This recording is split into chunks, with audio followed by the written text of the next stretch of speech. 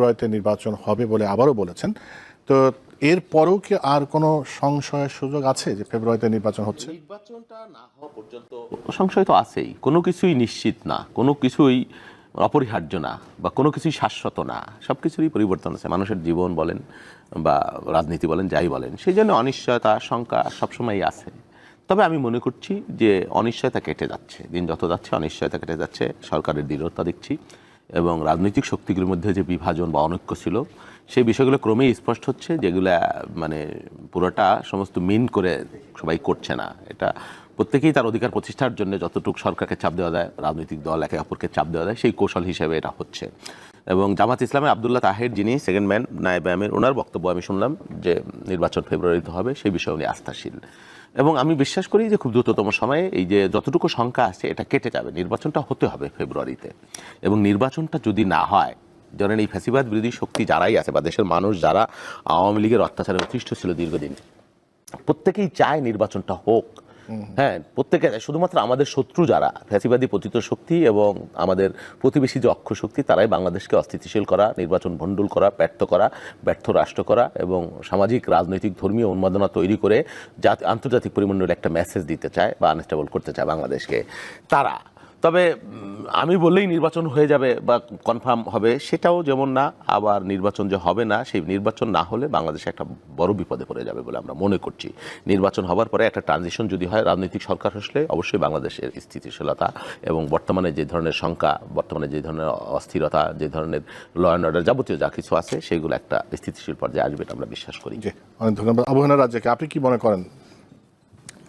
ধন্যবাদ দীপ্ত টিভির দর্শক শ্রোতা এবং আমার একজন প্রিয় ভাজন বাবুল ভাই, এবং আপনাকেও শুভেচ্ছা। দেখেন, আপনি একটা গণতান্ত্রিক দেশে নির্বাচন চাইবেন, নির্বাচন হওয়া উচিত, এটাই যৌক্তিক, এখানে নিয়ে সেকেন্ড কোনো থট নাই। কিন্তু প্রশ্ন হচ্ছে আমাদের শঙ্কা কেন বা সংশয় আছে কি না। এই আলাপগুলো তো আমাদের আসতেছে পরিস্থিতির ভিত্তিতে, যেই টার্মোয়াল সিচুয়েশন এখনও চলমান দেশের মধ্যে, প্লাস কি একটা পরিস্থিতির মধ্যে দিয়ে আমরা এখানে বেরোয় আসছি। আর সেখানে প্রফেসর ইউনূস সাহেব, তার দায়িত্ব ছিল নির্বাচন কমিশনের ডাইরেকশন দেওয়া যে আপনি নির্বাচনে অ্যারেঞ্জ করেন, ওটা নির্বাচন কমিশন।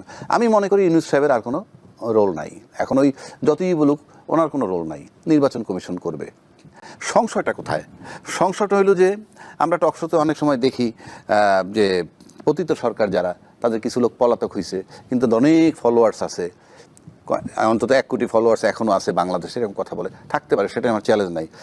এরা যাবে কোথায়, এরকম প্রশ্ন আসে।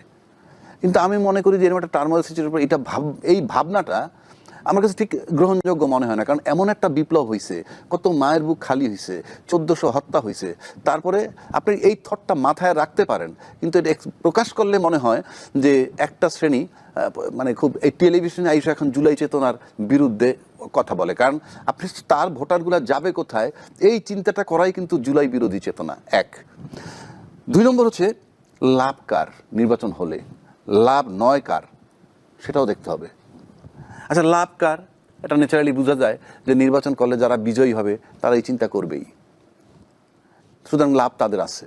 পাশাপাশি ইউনূস সাহেবরে নিয়ে কিন্তু অনেক প্রবলেম আছে, ইন্টারনাল এবং এক্সটার্নাল, সুতরাং তার রিমুভালটাও এখানে ইম্পর্টেন্ট। কাজে নির্বাচন হইলে ইউনূস সাহেব চলে যাবে, এতে কোনো সন্দেহ নাই।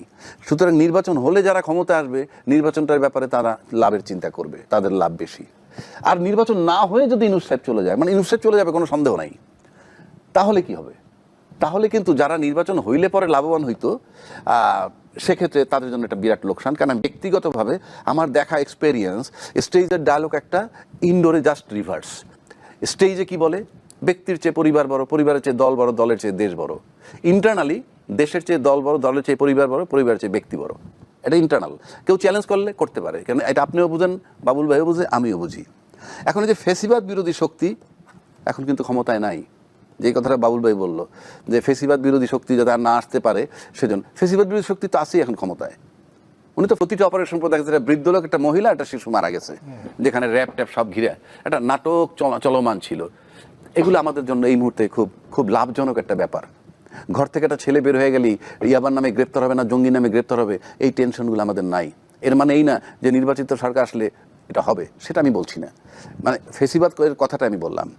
আমার কাছে মনে হইতেছে আপনি নির্বাচন যে করবেন, নির্বাচন কিন্তু একটা মাত্র ক্রাইটেরিয়া না যে আপনি নির্বাচন করলেই আপনি গণতন্ত্র ফেরত আসবে, এটা কিন্তু ওয়ান অফ দ্য অনেকগুলো ক্রাইটেরিয়া একটা সেটা। সেটা ঠিক আছে, আমার বক্তব্য হলো যে নির্বাচন এখন আমি বলি আশঙ্কা আছে, আশঙ্কা আছে, এই কারণে আমি বলছি আপনি জানেন যে একটা ট্রায়াল চলতেছে, অনেকগুলা মামলা নিয়ে ট্রায়াল চলতেছে, এবং সেখানে শুধু রাজনীতিবিদদের নাম না, অনেক হাই অফিসিয়ালদের নামও আছে। আমরা জানি না জাজমেন্টে মানে কে কোথায় কিভাবে জড়াবে।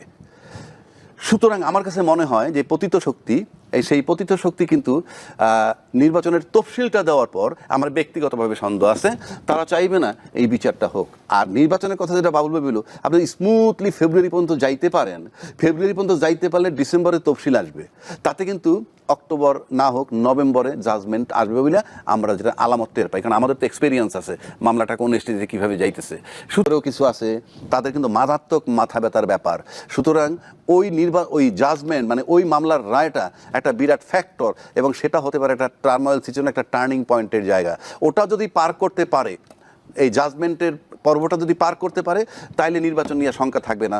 অন্যথায় আমার শঙ্কা আছে, এবং সেক্ষেত্রে আমি নভেম্বর খুব টার্নিং পয়েন্ট মনে করতেছি।